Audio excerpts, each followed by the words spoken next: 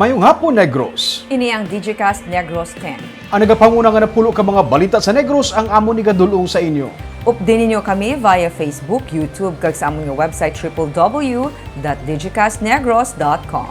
Kag sarama kami malantaw sa Kikat Channel 11 sa Kabangkalan City, Himamaylan City, kag Banwasang Ilog. Kag yari na ang top 10 nga mga balita sa Negros subong adlaw. Transcom, balik operation of periban ng mga empleyado, hindi sa gihapon makabalik trabaho.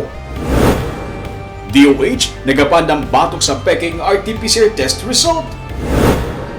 Presyo sa manok nagsaka, supply ginakulang.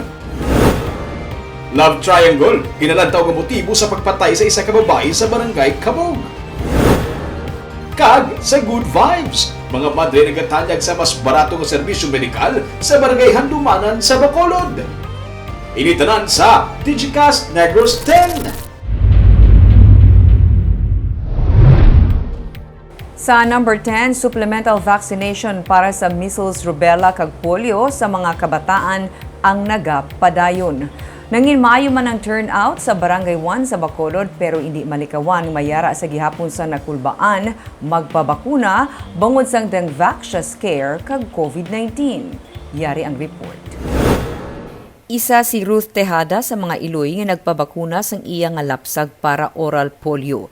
Para sa ikaayong lawas ng iya nga anak, may id-id niya nga ginatutukan ng pagpabakuna sini. Nahangpan niyang importansya sa pagpabakuna para mapalayo sa anuman nga masakit ang iya nga anak. Para sa bata, gusto ko kung kumplitoon dali nga vaccine, ikabudlahi kung kulang. Sobrang biskan grabe ang COVID kag okay siya. Target sa Barangay 1 sa sininga adlaw ang 200 ka mga kabataan nga malambot sang supplemental vaccination program sang DOH para sa measles, rubella kag polio sa mga kabataan nga wala pa makalambot 5 ka tuig. Patag sang midwife nga si Roslyn Bohol, nagaserbe ini nga booster o kun para lubos nga makumpleto ang damlag pa mga bakuna sa mga kabataan sa sininga pang-edaron. Dugangan protection ang bata sang batok sa ginatawag nga polio, sa tipdas kag makaya. Sunod sa punong barangay nga si Cesar Relios Jr., hindi malikawan nga may mga ginikanan nga may kahangawa sa pagpabakuna. Iban diri epekto pa sang Dengvaxia scare. Ang iba naman bangod sang kahangawa sa COVID-19. Rason nga ang mga wala pa isa-isahon kadtuan sa mga balay para maengganyo kag makapabakuna ang kabataan. 104 kami dito sa Purok Lison. Subong ang target dire is 200. Siguro ba sobra pa siguro sa 200 sina siguro kay ang iban kung hindi sila makakadto dire kadtuan na namon sa ilabalay. Ginapasiguro naman nga nasunod ang minimum health protocol sa pagpatigayon sang bakuna. Tubtub sa katapusan sang Pebrero ang supplemental vaccination. Ini ay kaduha na nga phase sang programa sang DOH. Number 9, isa ka pulis sa idalob sa Negros Occidental Police Provincial Office nagpositibo sa illegal nga droga. Ginkumpirma ni Police Regional Office 6 spokesperson Lieutenant Colonel Joy Malong nga may isa ka personnel sa Negros Occidental Police Provincial Office nga nagpositibo sa drug test. Isa ini ka Chief Master Sergeant suno sa kay Malong.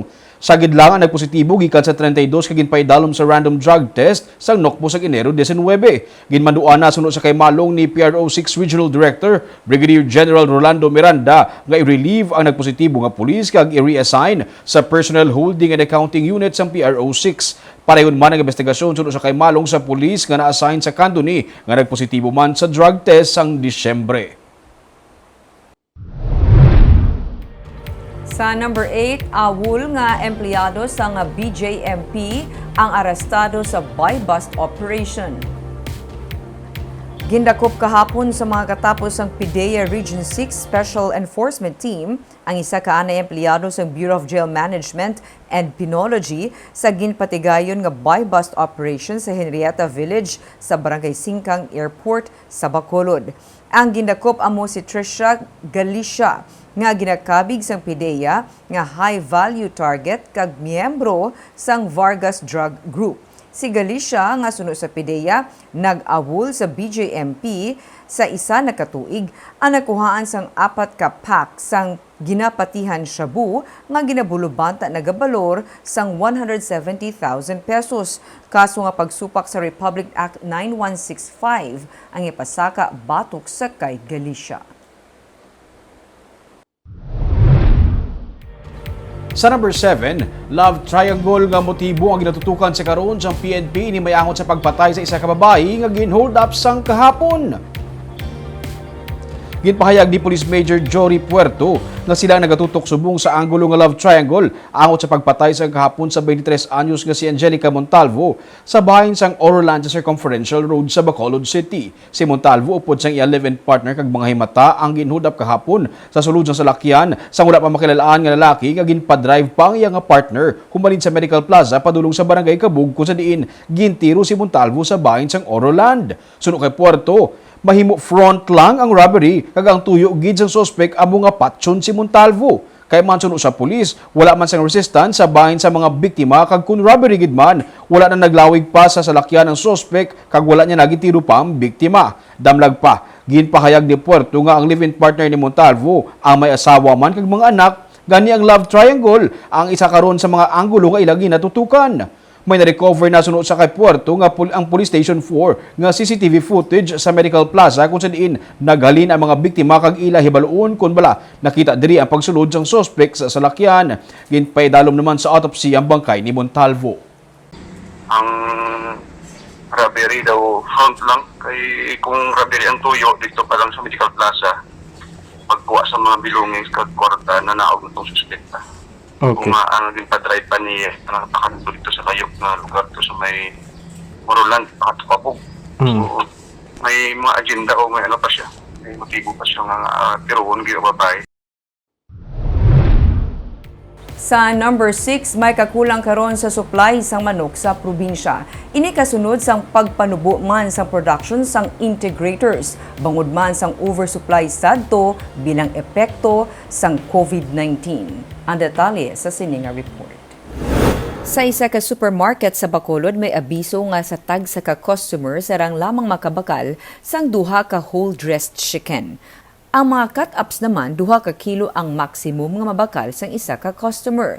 Sa Burgos Public Market, ang mga manugbaligya nagamuno man sang kakulang sang supply. Suno sa manugbaligya nga si Jeremy Bagyoso, inigani ang rason nga nagsaka ang presyo sang kilo sang manok. Sa ila baligyaan, 180 pesos ang kilo sang whole-dressed chicken. Bangod sa kamahal, suno sa iya, may mga nagabakal nga sadto anay 1 ka kilo. Karon tunga na lang sa kilo. Taba ng bakla na kurugkog kagliyok. Ang pinakabarato nga. Oo, tag-1 lang ang liyok kakurugkog. Kabinta na ako giligad si Kumi lang man. Sino sir makabaw? Pero tigit mami, bayad pa ka sa tao, renta. Sa February 1 nga monitoring sa Provincial Veterinary Office, 21 pesos ang average nga ginsaka sang broiler nga manok sa mga merkado. Kung ipaangid sa January 25 sini nga monitoring, 180 pesos and 62 centavos ang average nga kilo sang manok karon sa merkado. Patag ni Dr. Renante Dicena, ang mga integrators ang nag-downsize tugas ang oversupply sang 2020 sa manok dala sang COVID-19. Suno kay Dicena, naglapot sa 70% ang oversupply sadto.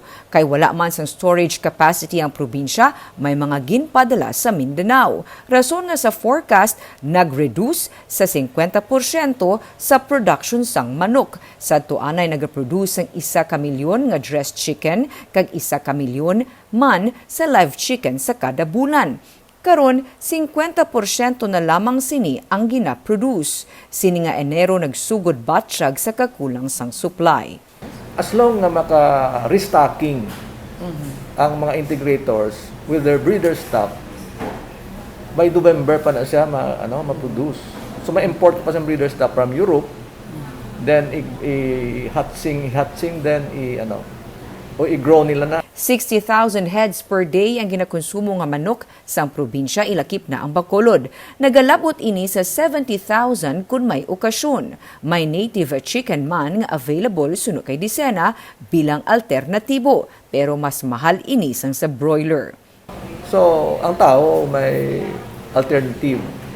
Sometimes, ang consumers, pwede siya mag-change ng iyang requirement sa pork or sa fish nga protein. Amo man ang nag-drive sa prices now sa chicken. Yes. Hindi lamang presyo sa manok ang nagsaka, mahal man ang presyo sa baboy karon sa merkado. Sa number 5, isa pagid ka pulis ang Negros Occidental Police Provincial Office na nagpositibo sa COVID-19. Kikumpirma kahapon ni Negros Occidental Police Provincial Office spokesperson Lieutenant Abigail Donasco nga may isa na naman ka personnel sa NOCPO ang nagpositibo sa COVID-19. Ang bagong kaso sa COVID-19 sa NOCPO ang isa ka non-commissioned officer nga na-assign sa police station sa norte nga bahin sa probinsya. Yara naman sa quarantine facility ang pasyente kag siya ang asymptomatic man suno sa kay Donasco. Sa karon, mayara sang 3 ka mga active cases ang NOCPO. Nagsaka naman sa 41 ang total COVID-19 cases sa hanay sang kapulisan sa probinsya. Samtang ginpahayag man ni Donasco nga ang 150 ka NOCPO personnel nga na-assign sa headquarters kag ginpaidalom sa mass testing sa nagligad nga semana ang nagnegatibo sa COVID-19. Sa number 4, 8 ka bag-o nga kaso sa COVID-19 kag 3 ka mortalities na record sa Negros Oriental.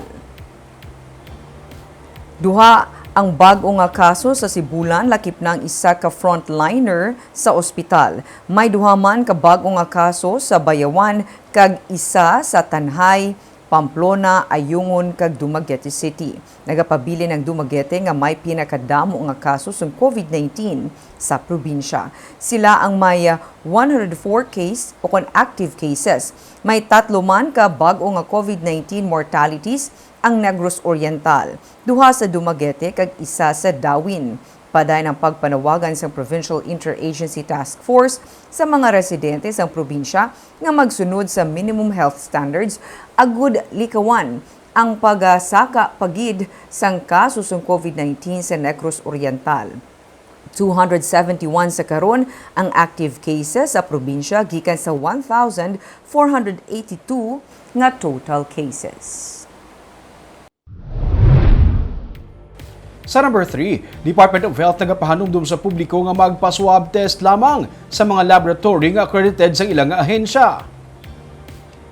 Ining advisory nga ginpagawa sang DOH matapos ang pila ka mga insidente sang ginpeke nga RT-PCR test result sa pungsod.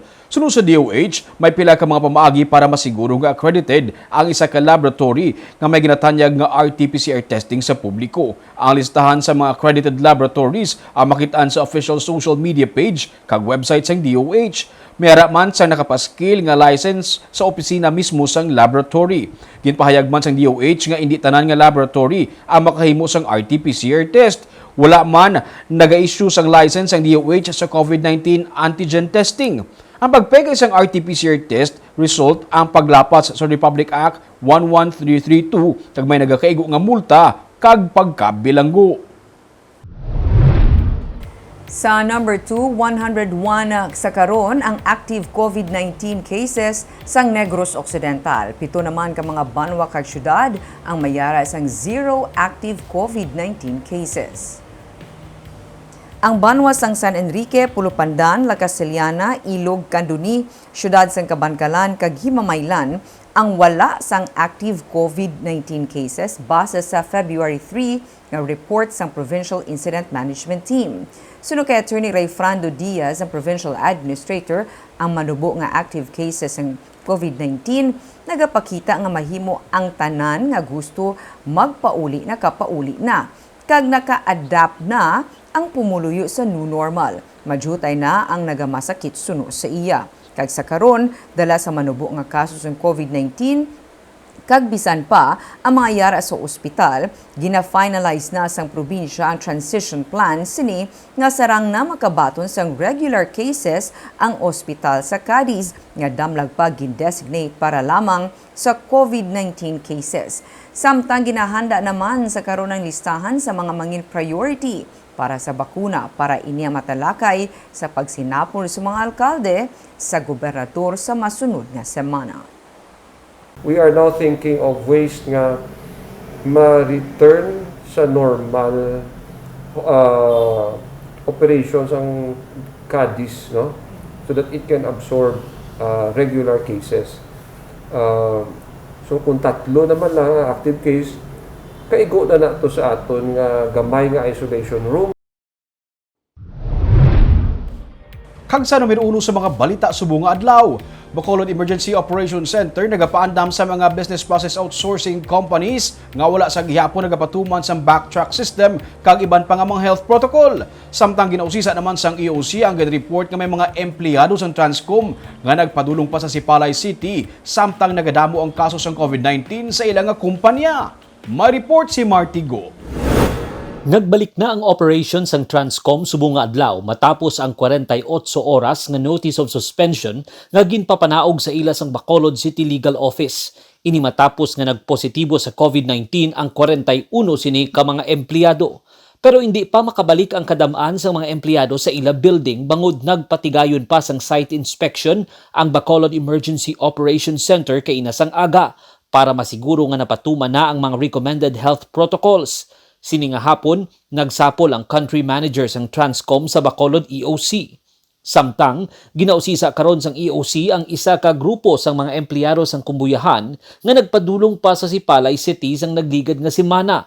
Nagapanugyan si Bacolod EOC Executive Director M. Ang sa publiko nga kunta ni ipaiway lang anay ang paglagaw sa iban nga mga lugar kung hindi man lang importante ang tinutuyo.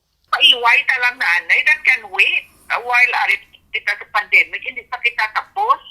Kaya wala pa kita mabakunahan. So tayo na lang din ng pasensya. We are almost at the finish line. Ang hindi talang gusto matabo ng mga gasma before we reach the finish line. Ginamonitor man karon sang Bacolod EOC ang iban nga mga business process outsourcing company sa Bacolod.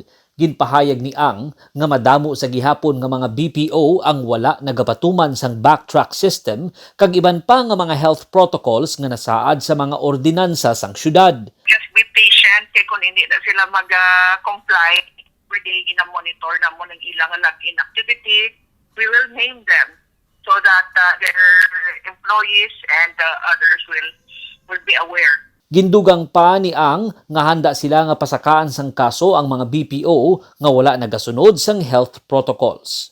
Martigo para sa Digicast Negros. Sa Good Vibes, isa ka congregation sa mga madre ang nagatanyag sang mas barato nga medical services. Mayara pa sila sa ginasagod sang gatas nga 300 ka mga kabataan bangod malnourished. May report si Romeo Subaldo. Masobra na sa isa ka dekada nga yari diri sa Bacolod ining Servants of Mary Ministers to the Sick nga congregation sa mga madri sa barangay Handumanan sa Bacolod. Sa Purok San Ezekiel nahamtang ilang nga St. Ezekiel Moreno Health Center nga una nga gidevelop sang Recollect Fathers. Sunod sa kay Sister Carmen, kada adlaw may nagapadulong diri sa ilang nga mga pumuluyo. Hindi lang mataga Handumanan kundi pati mga kaiping nga mga barangay sini. Sa isa ka gatos ka pesos nga donasyon, makapa-check up ang pasyente sa doktor. Sa 150 pesos makapa-x-ray. May ultrasound man kada Sabado. Kung mapa-CBC, 130 pesos ang ginabayaran, kag 60 pesos para sa urine analysis, pati ang mga bulong nga ginabaligya sa mas barato nga presyo. Inipila lamang sa mga serbisyo nga ginatanyag nila sa mga kubos nga mga pasyente. The same that we have for the donation for the patients, it's the same that we use for buy medicine and to pay the doctors and to pay the medtech, the lactic, all that one. To clarify again, when you come here, just get to donate 100 pesos. Yes. That's it. Si Maria Rosa Laguna, dala-dala ang 5 kabulan nga lapsag sa Sining Health Center. May rashes ang bata, kag taga Barangay Felisa sila. Ginpakamaayo niya nga diri na lang magpa-check up. Napit na sa amin mas barato, no? No? Pero namin pa lang kuwan sa doktor mga resita. Bakit?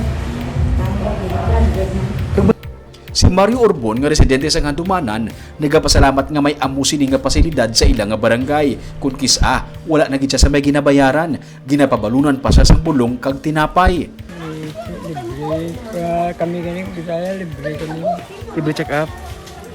Hindi ka na mabulayan magpa-laboratory, magpalayo. Ang 84 anyos naman nga si Flor Delisa Tolehio ang kinahanglan niya magpa-inject sa iya bulong sa anemia. Diri na lang siya nagapa-inject sa health center. Magluwas ini, may mga malnourished nga mga kabataan nga ginadulungan sa supply sang gatas ang mga madre o galing sa sinigid lamang naguba ang ilang nga salakyan. Ginabisuhan sila sa mekaniko nga magpangita na lang sang bag-o nga salakyan kay badak-an na sila sa gasto sa iladaan nga salakyan. Because already 10 years, we buy the car 2011. So lately we have maybe last November, we have a problem with the car. And then the brake, the one for the brake broken. So we need to pay a lot. Gani nagapanawagan ang grupo sa kung sino man ang luyag makabulig sa ila nga mahimo makigangot lamang sa ila. May mga nagainabot nga budig pero kulang sa gihapon. Kung may sobra, luyag man nila makabakal pagid sa ambulansya para sa emergency cases nga ginadala sa ila.